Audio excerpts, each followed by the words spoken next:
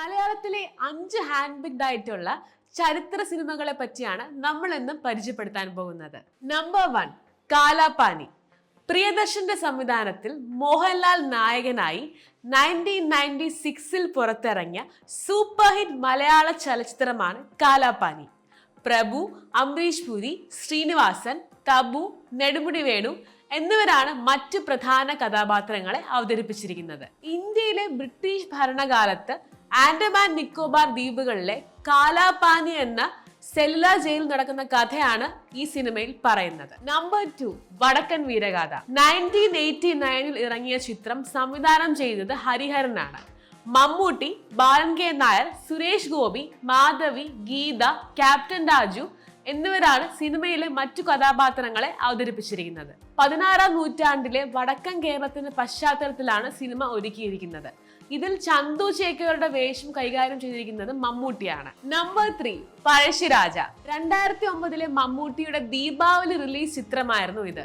മമ്മൂട്ടി, ശരത് കുമാർ, കനിഹ, പത്മപ്രിയ എന്നിവരാണ് മുഖ്യ വേഷം കൈകാര്യം ചെയ്തിരിക്കുന്നത്. കേരളവർമ്മ പഴശ്ശിരാജയുടെ ജീവിത കഥയാണ് ചിത്രത്തിലൂടെ പറയുന്നത്.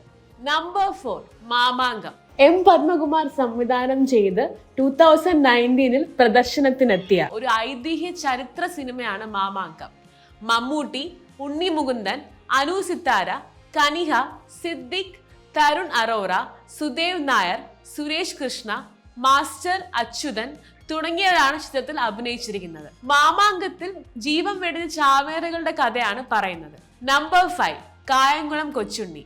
റോഷൻ ആൻഡ്രൂസ് സംവിധാനം ചെയ്ത് 2018 പുറത്തിറങ്ങിയ മലയാള ചലച്ചിത്രമാണ് കായംകുളം കൊച്ചുണ്ണി. കായംകുളം കൊച്ചുണ്ണിയുടെ ജീവിതത്തെ അടിസ്ഥാനമാക്കിയുള്ള ചിത്രത്തിൽ നിവിൻ പോളിയാണ് കൊച്ചുണ്ണിയുടെ കഥാപാത്രത്തെ കൈകാര്യം ചെയ്തിരിക്കുന്നത്. മോഹൻലാൽ ഇത്തിക്കര പക്കി എന്ന അതിഥി വേഷത്തിൽ എത്തുന്നു.